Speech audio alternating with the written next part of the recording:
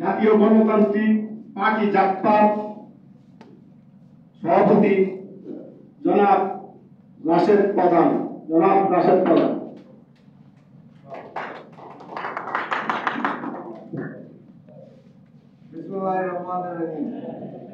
Freedom party আয়োজিত আজকের এই নাজাত দিবস উপলক্ষে আয়োজিত আলোচনা সভার সম্মানিত সভাপতি, মঞ্চে উপবিষ্ট আমার অত্যন্ত পছন্দের আজকের প্রধান অতিথি, অন্যান্য অতিথিবৃন্দ, জাতীয় নেতৃবৃন্দ, আমার সামনে উপস্থিত ফ্রিডম পার্টির নেতৃবৃন্দ, মিডিয়ার ভাইয়েরা, আসসালামু আলাইকুম। প্রধান অতিথি আরেকটা অনুষ্ঠান শেষ করে ছুটতে ছুটতে এসে আমাদের মাঝে এসে পৌঁছেছেন। আমি বক্তব্য দীর্ঘায়িত করবো না, ওনার কথা শুনতে হবে। আমি প্রথমেই ফ্রিডম পার্টিকে শুভেচ্ছা জানাই, ধন্যবাদ জানাই, কৃতজ্ঞতা জানাই আমার দল জাকপার পক্ষ থেকে আজকের এই দিনে এই চমৎকার আয়োজনটা করার জন্য। ফ্রিডম পার্টির সাথে আমার যে দল জাকপার, তার সম্পর্কটা অনেক পুরানো সম্পর্ক। আমার দলের প্রতিষ্ঠাতা মুসলিম জননেতা মরহুম শফিউল আলম প্রধানের সাথে ফ্রিডম পার্টির নেতৃবৃন্দের অত্যন্ত সুসম্পর্ক বজায় ছিল, এবং আজকে যে জাতীয় বিদ্যের কথা পূর্ববর্তী বক্তারা বারবার বলছেন, আমার মনে পড়ে আমার শৈশবে আমি যখন ছোট ছিলাম, আমার সৌভাগ্য হয়েছে এই জাতীয় বীরদের কোলে ওঠা। ওনারা আমাকে কোলে নিয়েছিলেন, আদর করেছিলেন, সেই স্মৃতিগুলো বারবার আমার চোখে ভাসে। আজকের এই আয়োজনে কর্নেল ফারুক, কর্নেল রশিদ সহ ফ্রিডম পার্টির প্রতিষ্ঠাতা সদস্যরা সহ 15ই আগস্টের বিপ্লবের মহান সকল নায়ককে শ্রদ্ধা করে স্মরণ করছি। যারা শহীদ হয়েছেন এই বিপ্লব প্রতিষ্ঠা করার জন্য, তাদের আত্মার মাগফিরাত কামনা করছি, এবং যারা এই মুহূর্তে দেশ ছেড়ে দেশের বাইরে অবস্থান করছেন, তাদেরকে দ্রুততম সময়ের মধ্যে রাষ্ট্রীয় মর্যাদায় ইজ্জতের সাথে, সম্মানের সাথে জাতীয় বীর ঘোষণা করে বাংলাদেশের সংগ্রামী সাথী এবং বন্ধুগণ, আলোচ্য বিষয় নাজাত দিবস। বাংলাদেশের ইতিহাসে, যেটা আমি বারবার বলি, বাংলাদেশ স্বাধীন হওয়ার পর আমরা দুইবার নাজাত পেয়েছিলাম। একটা নাজাত আমাদের চোখের সামনে, যেটা 5ই আগস্ট। আরেকটা নাজাত আমরা পেয়েছিলাম 75 সালের 15ই আগস্ট। এই নতুন বাংলাদেশেও অসংখ্য গণমাধ্যমে আমি দেখলাম রিপোর্ট করা হয়েছে বিপদগামী কিছু সেনা সদস্য। সেই গণমাধ্যমগুলোকে আমি স্মরণ করিয়ে দিতে চাই, শুধুমাত্র ফ্যাসিস্ট শেখ হাসিনা নয়, তার পিতা ফ্যাসিস্ট শেখ মুজিবুর রহমান পছন্দের সরকারি 4টা গণমাধ্যম রেখে সকল গণমাধ্যমকে নিষিদ্ধ করে দিয়েছিলেন। 15ই আগস্টের বিপ্লব যদি সংগঠিত না হতো, তাহলে আজকে আপনারা সাংবাদিকতাই করতে পারতেন না, আপনাদের পত্রিকাই থাকতে পারত না। আপনারা তাদেরকে লেখেন বিপদগামী সেনা সদস্য। লেখার আগে একবার কৃতজ্ঞতা জানিয়েন তাদেরকে, যারা আপনাদের লেখার অধিকার এনে দিয়েছে। আজকের দিনে যে সকল বড় বড় রাজনৈতিক দল 15ই আগস্ট শেখ মুজিবের মৃত্যুকে নিয়ে আহাহু করতে চায়, ফ্রিডম পার্টিকে স্বীকৃতি দিতে চায় না, সেই সময় সেনা সদস্যদের বীর যোদ্ধা হিসাবে মানতে চান না, তাদেরকে আমি স্মরণ করিয়ে দিতে চাই, আয়নার সামনে দাঁড়ান। কারণ শেখ মুজিব বাকশাল গঠন করে সকল রাজনৈতিক দলকে নিষিদ্ধ ঘোষণা করেছিলেন। আজকে আপনারা রাজনীতি করতে পারতেন না। আজকে এই যে প্রেস ক্লাবে দাঁড়িয়ে আমি ভাষণ দিচ্ছি, আমি ভাষণ দিতে পারতাম না। এই জাতীয় বীরদেরকে আপনারা স্মরণ করতে পারেন না, এই জাতীয় বীরদেরকে আপনারা শ্রদ্ধা করে নিতে পারেন না। তাদেরকে একটা অসহায় জীবনের ব্যবস্থা করে দিয়েছেন। 75 পরবর্তী সময়ে আমরা দীর্ঘ সময় ধরে বিভিন্ন ধরনের জাতীয় নেতা সৃষ্টি করেছি, কিন্তু এই নেতাগুলো, এই রাজনৈতিক দলগুলো, এই কার্যক্রমগুলো আমাদের বাক স্বাধীনতা, আমাদের স্বাধীনতা, সার্বভৌমত্ব কোনো কিছুই থাকতো না যদি আমরা 1975 সালের 15ই আগস্ট এই নাজাতটা না পেতাম, শেখ মুজিবের হাত থেকে, তার দুঃশাসন এবং অপশাসনের হাত থেকে যদি মুক্তি না পেতাম। এটা আমরা স্মরণ করি না, এটা আমরা স্মরণ করতে চাই না। আমরা সুশীল সাজার চেষ্টা করি। আমাদের চোখের সামনে নতুন জেনারেশন যারা শেখ হাসিনার ফ্যাসিজম এবং স্বৈরতন্ত্র দেখছেন, তাদের আমি স্মরণ করিয়ে দিতে চাই, শেখ মুজিবুর রহমান শেখ হাসিনার তুলনায় কোন অংশে কম ছিলেন না, বরং বহু অংশে বেশি ছিলেন। আপনারা আজকে আয়না ঘর নিয়ে আলোচনা করেন, আজকের প্রধান অতিথি আরো সুন্দর করে বলতে পারবেন। আমরা আয়নাঘরকে এক্সাম্পল হিসাবে নেই, আমরা রক্ষী বাহিনীর কথা ভুলে গেছি, আমরা সেই সময়ের গুমের কথা ভুলে গেছি। লাশগুলোকে ফেলে আসা হতো সাভারে শেখ মুজিবের শাসনামলে, এবং ওই সাভারের কুকুর এবং শিয়ালরা লাশ খেতে খেতে মোটা তাজা হয়ে উঠেছিল। এই ইতিহাস আমরা ভুলে গেছি। আমরা শেখ হাসিনার গুম খুনের কথা বলি, আমরা রক্ষী বাহিনীর, মুজিব বাহিনীর, শেখ মনি বাহিনী, শেখ কামাল বাহিনীর গুম খুন হত্যার কথা ভুলে গেছি। আমরা ভুলে গেছি সেই সময়ের ব্যাংক ডাকাতির কথা, আমরা ভুলে গেছি সেই দুঃশাসনের কথা। বাস্তবতা হচ্ছে শেখ হাসিনাকে আপনি ফ্যাসিস্ট বলতে পারেন, স্বৈরাচার বলতে পারেন, কিন্তু আমি মনে করি শেখ হাসিনাকে মহান রাব্বুল আলামিন আরেকবার ক্ষমতায় এনেছিলেন নতুন জেনারেশনকে জানানোর জন্য, বেটি যদি এরকম হয় বাপ কেমন ছিল চোখে দেখা। এই হচ্ছে শেখ মুজিব। শেখ মুজিবুর রহমানকে গ্লোরিফাই করার চেষ্টা করে লাভ নাই।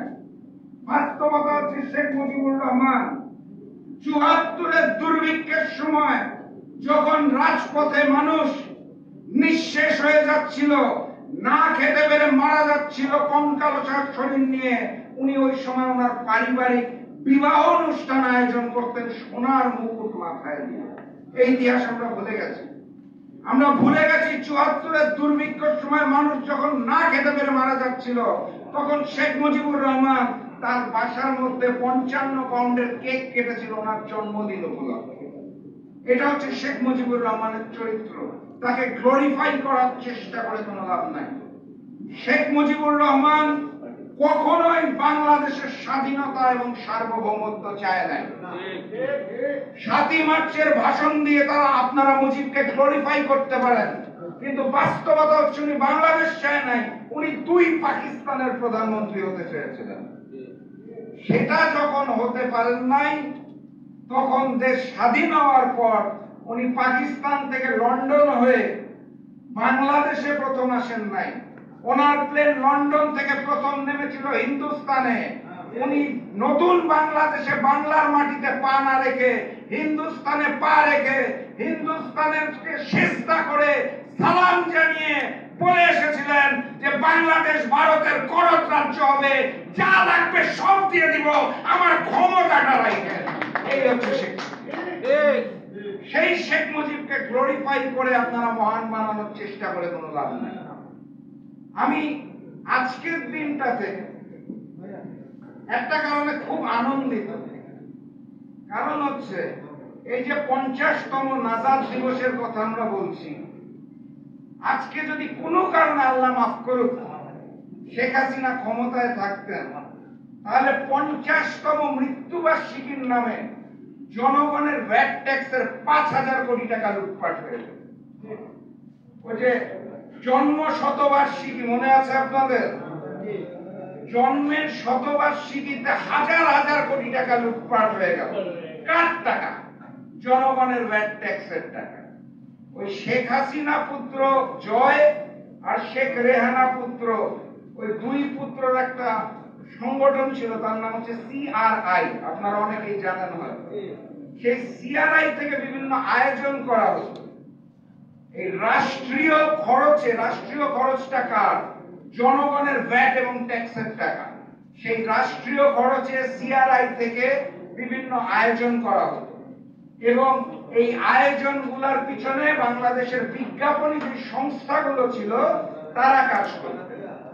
এবং এই অন্তর্বর্তী সরকার আসার পরে, এই প্রসঙ্গটা টানলাম এই কারণে, এই অন্তর্বর্তী সরকার আসার পরে আওয়ামী লীগের ন্যারেটিভ যারা তৈরি করে দিত, আওয়ামী লীগের বয়ান যারা তৈরি করে দিত, প্রচার প্রচারণার দায়িত্বে যে সকল বিজ্ঞাপনী সংস্থা ছিল, তারা এখনো বহাল তবিয়তেই রয়ে গেছে। সরকারের সেই দিকে কোনো দৃষ্টি নাই। গাউসুল আলম শাওন নামটা মনে রাখবেন, মাথায় এক ফোঁটা চুল নাই, রাজনৈতিক ব্যক্তি না, বিজ্ঞাপনী সংস্থার মালিক। উনি এই বয়ানগুলো তৈরি করতো সিআরআইতে বসে, তার বিরুদ্ধে মামলা হয়েছে, গ্রেফতার হয় না। এরকম বিজ্ঞাপনী সংস্থা যারা ছিল, গ্রে, এশিয়াটিক, স্পেলবাউন্ড, তারা এখনো বাংলাদেশে কাজ করে যাচ্ছে, এই সরকারেরই কাজ করে যাচ্ছে। এবং খেয়াল করবেন, নতুন নতুন বয়ান যেগুলো সৃষ্টি হচ্ছে, কিছুদিন আগে সোশ্যাল মিডিয়াতে জুলাই এই শব্দটাকে ভেঙে এই বিজ্ঞাপনী সংস্থারাই প্রচার করেছিল জুলাই, লাস্টেরটা লাই, লাই অর্থ মিথ্যা, জুলাইকে মিথ্যা বলে তারা প্রচার করা শুরু করেছিল।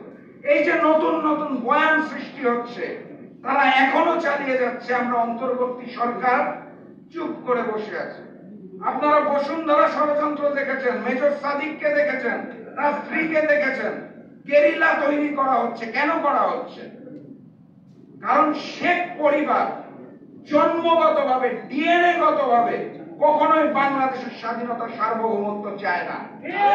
তারা বাংলাদেশের রাজনৈতিক দল নয়, তারা অপরাজনীতি করে এবং তারা মূলত বাংলাদেশে রাজনীতির নামে অপরাজনীতি করত শুধুমাত্র ভারতের স্বার্থ রক্ষা করার জন্য। তাদের এই প্রচেষ্টা, আপনারা একটা কথা মনে রাখবেন, অগাস্ট মাসের 5 তারিখে বাংলাদেশের ছাত্র জনতার গণ অভ্যুত্থানে সকল রাজনৈতিক দলের সহায়তায় ফ্যাসিস্ট শেখ হাসিনা যে পালিয়ে গেল, সেদিন শুধুমাত্র শেখ হাসিনার পতন হয় নাই, সেদিন শুধুমাত্র আওয়ামী লীগের পতন হয়নি, সেদিন হিন্দুস্তানের আধিপত্যবাদেরও পতন হয়েছে। তারা কি চুপ করে বসে থাকবে বলে আপনাদের মনে হয়? তারা এই অপমানের প্রতিশোধ নেওয়ার জন্য কলকাতা এবং দিল্লিকে আওয়ামী লীগের জন্য উন্মুক্ত করে দিয়েছে।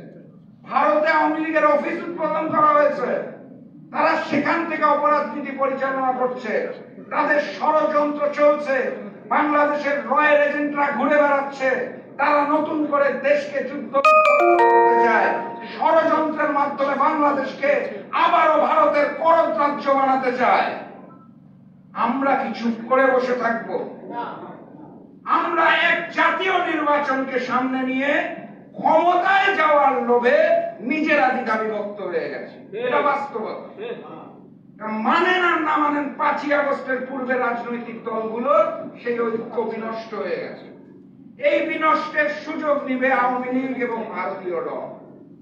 আমি আপনাদেরকে আহ্বান জানাতে চাই, ফ্রিডম পার্টি যে দেশপ্রেম নিয়ে বাংলাদেশে রাজনীতি করে এসেছে, সেই দেশপ্রেমটাকে ধারণ করতে হবে।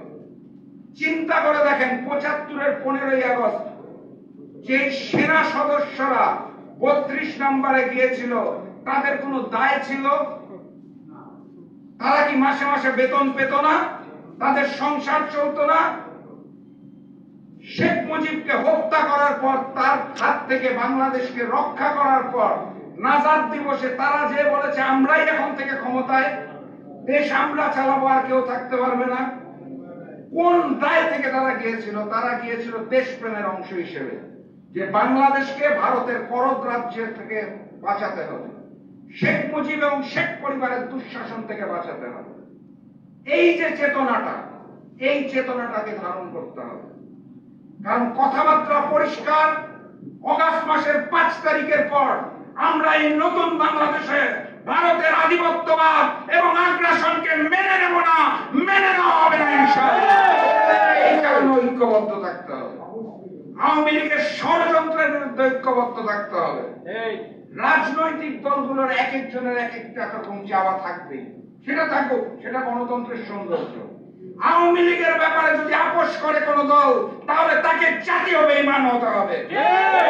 ভারতীয় আধিপত্যবাদ এবং আগ্রাসনকে যদি আওয়ামী লীগের মতো কেউ মেনে নেয়, ভবিষ্যতে তাকেও আসামির কাঠগড়ায় দাঁড়াতে হবে। স্পষ্ট ভাষায় জানিয়ে দিতে চাই, 2 বার নাজাত পেয়েছি, 3য় বার এইরকম আর রক্তপাত দেখতে চাই না। একত্রিত থাকতে হবে, নতুন বাংলাদেশ গড়তে হবে। 50তম আজাদ দিবসের শুভেচ্ছা এবং শুভকামনা জানিয়ে ফ্রিডম পার্টিকে চমৎকার আয়োজন করার জন্য ধন্যবাদ জানিয়ে এবং আগামীর যে যুদ্ধটা আসতে যাচ্ছে সেই বিপ্লবের জন্য সবাইকে প্রস্তুতি নেওয়ার আহ্বান জানিয়ে আমি আজকের মতো বিদায় নিচ্ছি। বিজয়ের পথে যাত্রা শুরু, জীবন অথবা মৃত্যু। আসসালামু আলাইকুম। প্রধানের বক্তব্য শুনলাম জাতীয় প্রেস ক্লাবে। এখন আপনাদের সামনে বক্তব্য রাখবেন মেজর জামাল হায়দার কমান্ডো অবসরপ্রাপ্ত। আজাদ দিবসের পঞ্চায়েত হচ্ছে পূর্তি উপলক্ষে আলোচনা সভা।